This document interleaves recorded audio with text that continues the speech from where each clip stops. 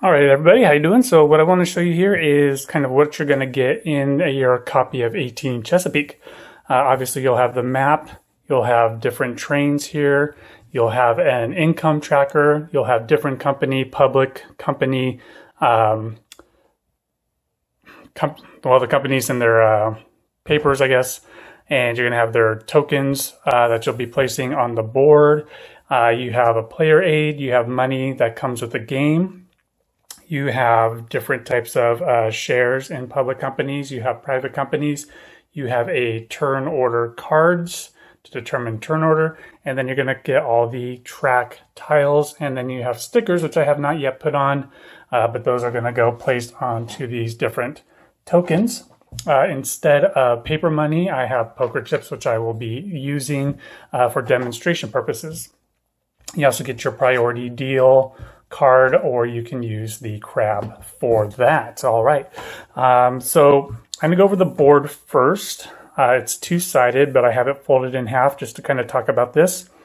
So this is the map. Number one, you're going to see across the top there are letters and there are numbers going down the side. So if you want to reference coordinates, or maybe if the rule book references, if something is happening, if they talk about this tile here, the Baltimore City tile, they might reference it by coordinates, which could be H6 and what have you. So on the board, you'll probably notice that there are these yellow spots, and the rest of the board has kind of a common color. And you'll notice that there are hexes on the board. The hexes is where you will be placing these track tiles. Some of the hexes, if you want to place track on them, you just place the tile on there. Some cost money. You'll see here that these spots, if you want to put one of these track tiles onto one of these spots, it's going to cost you $40 to do that. Track starts off, when you first place down track, you first place yellow tiles. So if I wanted to place a yellow tile on this spot, it will cost $40. Now, later in the game, you can take the yellow tile off and put on a green tile. When you do that, you do not have to repay the cost of the tile. The cost is covered when you put the yellow one on there, and then you can, make yellow will go to green if you wanted to. You don't have to pay an additional cost. Green can be upgraded to these brown, and then brown can be upgraded to the gray in some situations. And again, you don't have to pay additional cost for that. You'll also notice along here, there are these mountain ranges. To put a tile on these spots is going to cost you $80. Another feature you'll see on the map are these kind of reddish spots that have these arrows going off to them. These are what are known as off-board locations. You can have a train run from, let's say, Philadelphia, and maybe it will go through Allentown, up here across Easton, down into Trenton, and off into New York. Maybe you have a train that runs that direction. This is the amount of money you will get for making what's considered a delivery or a train run to New York. All right. You can see that it changes over time. We'll talk about that more later. But again, that is one of the features on the board. You'll notice there are these little dots. On the board, there are what are known as large cities, which are these white circles that you'll see on the board. Some of the large circles have company logos in them, meaning they are designated for that company to start there, but that's still a large city. But the company, the CNO, would start there. This is a large city, but there's no company specified to go there, so any company can put a station there. I'll explain what that means later. You'll see these little black dots. These are small cities, and these are represented by these little dashes on these train tracks. So if I wanted to put a train track, let's say I was coming out of this city and I wanted to go into this hex here, there is a small city there. So the tile that must be there is a tile that corresponds representing that there's a small city there. So any of these ones with the small city could be placed there. Whereas if I were to place here in this empty space, I would not ever place one of these tiles because there is no small city there. I would be placing these other tiles that are just regular track, and that'll be more clear later on. Something else you might see on the board are these like dumbbell symbols. If you see these symbols on your board, that means you may not place tiles in these sections unless you own a particular company, and that would be a private company. And I'll explain that later, but essentially these are marked off as not buildable unless under certain conditions. So anyone can build here, anyone can build here, anyone can build here, anyone can build here as long as they pay $80. Anyone can build here as long as they pay $40. Up for a certain part of the game, only certain people can build in these spots, and that'll become clearer later on. There are these other kind of off-colored sections. That's just filling in. You can never have track go into there, and that'll be made clear when I get into a track of laying out, building track on the board. Here's where it says future trains and available trains. What they're talking about are these trains here. You will start off with making these 2 trains available. So what will happen is these trains will go there, and then all future trains will be these ones. So you would take the 6 and put them on top of the D, and you take the 5 and put them on top of the 6, and the 4 on top of the 5, and the 3 on top of the 4, and you would stack these up, and those would be your future trains.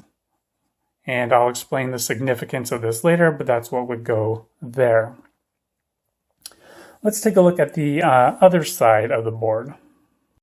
Okay, so this is the other side of the board, and this folds out, and I will fold it out later.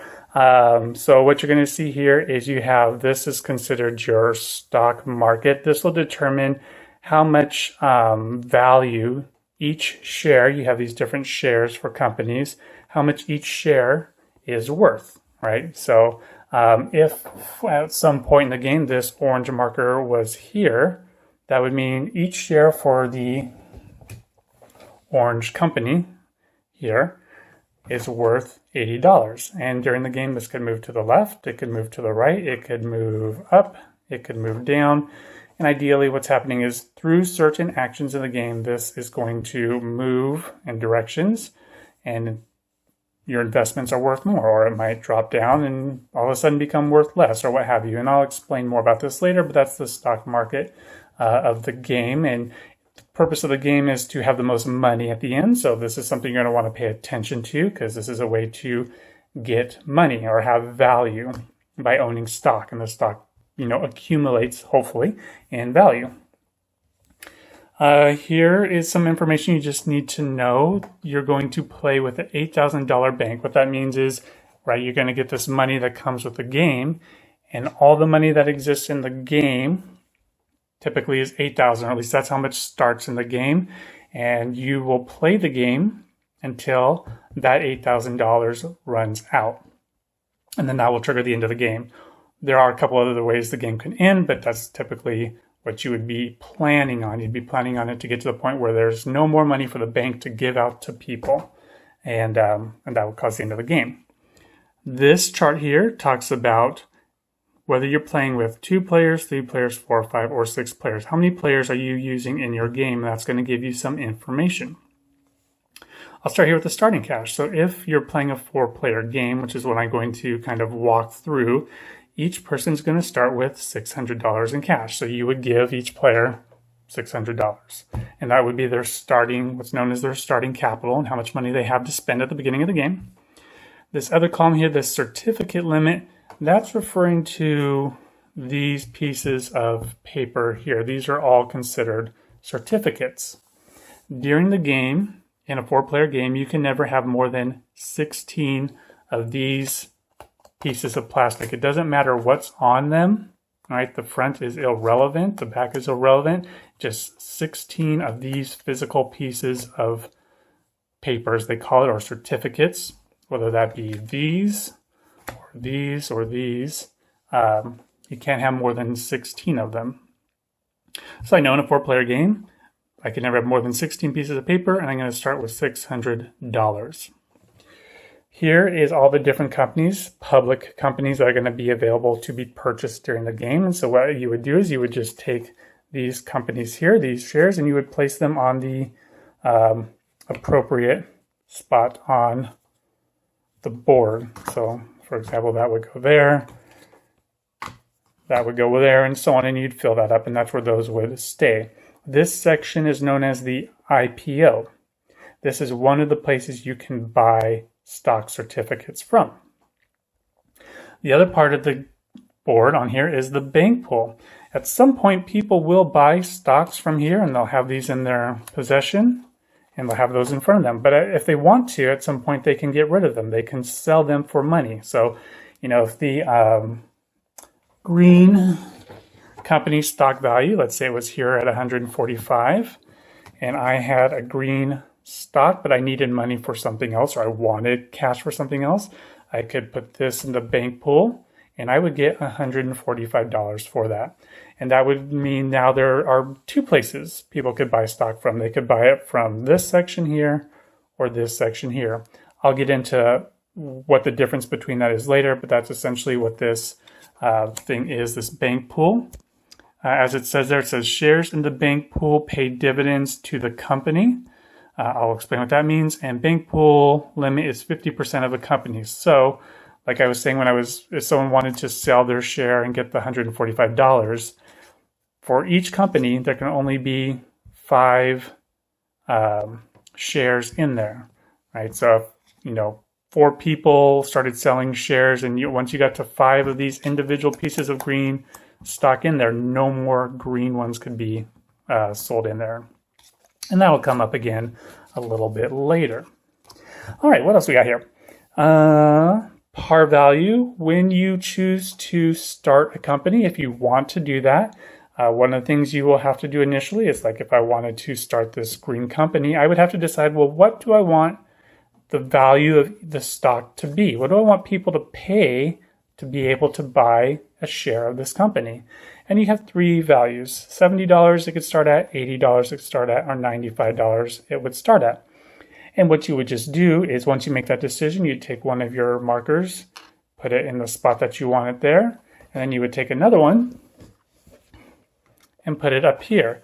So this one is showing that the initial starting value of the company was $70, and this one throughout the game can move, right? And so this will have significance later on, which I'll explain later, but that's what this par value is. It's just saying, what was the starting price of that stock? And then you would represent it in both spots.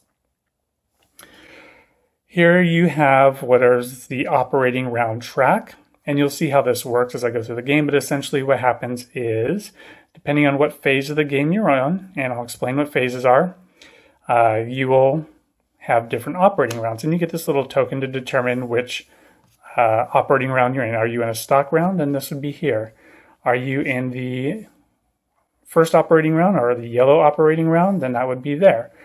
Or maybe you're in the brown one, then that would go there. And what happens is, after an operating round, this moves down, and eventually it goes there, and then it goes back and goes like this again. Where you can see it has different arrows, so where it goes depends on what phase of the game you're in, and I'll explain that later and you'll see how that works. But that's just what this is. It just determines which phase of the game you are in. You can see that the stock chart here has a couple of different colors. It has these 3 numbers highlighted. The only significance of that is they correspond to where the initial starting value is. So if I start this at 70, then I'm going to put this there at 70.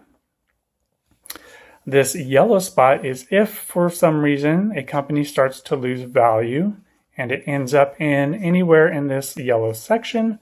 As it says here, stock in the yellow zone does not count against the certificate limit. So remember, in a 4-player game, you can only have 16 pieces of this paper. But if the green token was ever in this yellow spot, then these green stocks, if I had them, they wouldn't count against me. So if in my game I had, three green stocks in my possession, plus, a bunch of other stocks in my possession, when I have to count, do I have 16 or more pieces of certificate or pieces of paper? The green ones would not count. I would not count those, and I would only count the other ones because green is in this yellow area. However, if it ever leaves, it gains value and leaves this area, then you have to make adjustments to what you own. That'll come up again later. And it looks like the last thing really on this board is just these arrows. And it's just showing, look, if this company starts losing value and it goes as far as it can to the left, it can't go left anymore. So what you would start doing is making it go down, just as the arrow indicates. And on the other hand, if it started gaining value and it went 80, it's moving to the right because it's gaining value. And I'll explain what causes it to go left, right, up, or down later. But essentially what these arrows mean is, look, it can't go to the right anymore because the stock market doesn't go there. So this arrow is just showing that it would move upwards. I think those are the main features of the board.